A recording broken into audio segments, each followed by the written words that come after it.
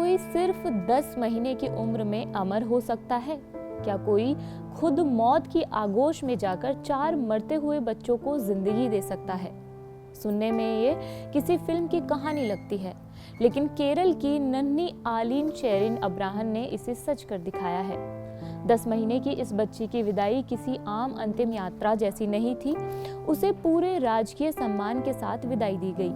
आखिर इस नन्ही जान ने जाते जाते ऐसा क्या किया कि पूरा देश इसे फरिश्ता कह रहा है? आइए जानते हैं कि ये पूरी कहानी क्या है। कहानी शुरू होती है 5 फरवरी से। कोट्टायम की सड़क पर आलीन अपनी माँ और नाना नानी के साथ कार में थी। इसी बीच रास्ते में एक जोरदार टक्कर हुई। हैरानी की बात यह थी कि आलीन के शरीर पर एक खरोच तक नहीं थी, लेकिन अंदरूनी चोटें इतनी गहरी थी कि डॉक्टरों की तमाम कोशिशों के बाद भी 6 फरवरी को उसे ब्रेन डेड घोषित कर दिया गया था। खुशियों से भरा घर मातम में डूब गया, लेकिन यहीं से शुरू हुआ आलीन का फरिश्ता बनने का सफर।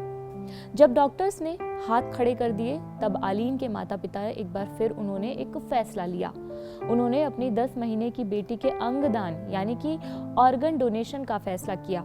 आलीन की दोनों किडनियां, हार्ट वाल्व, लिवर और आंखें अलग अलग अस्पतालों में भेजी गई।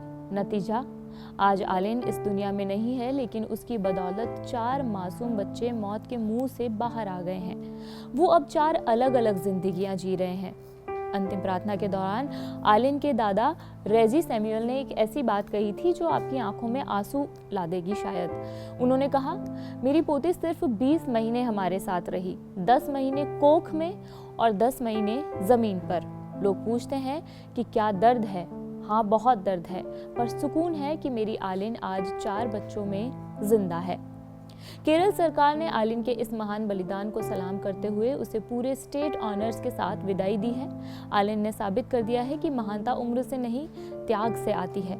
जाते जाते आपको बता देते हैं कि अंगदान एक वह प्रक्रिया है जिसमें एक जीवित या मृत व्यक्ति अपने स्वस्थ अंग या उतक यानी टिश्यूज किसी ऐसे व्यक्ति को देता है जिसे वह पूरी तरह खराब हो चुके हों, जिसके अंग पूरी तरह खराब हो चुके हों। इसे जीवन दान या महादान भी कहा जाता है, क्योंकि एक अकेला अंगदान करने वाला व्यक्ति अधिकतम 7 से 8 जिंदगियां बचा सकता है। अंगदान की प्रक्रिया मुख्य रूप से 2 स्थितियों में होती है। पहला है जीवित अंगदान यानी लिविंग डोनेशन। एक स्वस्थ जीवित व्यक्ति अपनी एक किडनी, लिवर का कुछ हिस्सा या फेफड़ों का हिस्सा दान कर सकता है। भारत में 90% किडनी दान आमतौर पर परिवार के करीबी सदस्यों द्वारा ही किया जाता है। मृत्यु के बाद अंगदान दूसरा इसका जो है पार्ट है, जिसे डिसीज्ड डोनेशन भी कहा जाता है।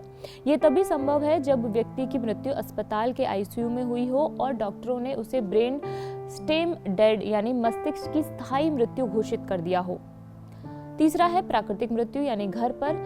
इस स्थिति में केवल नेत्र यानी कॉर्निया और त्वचा ही दान की जा सकती है।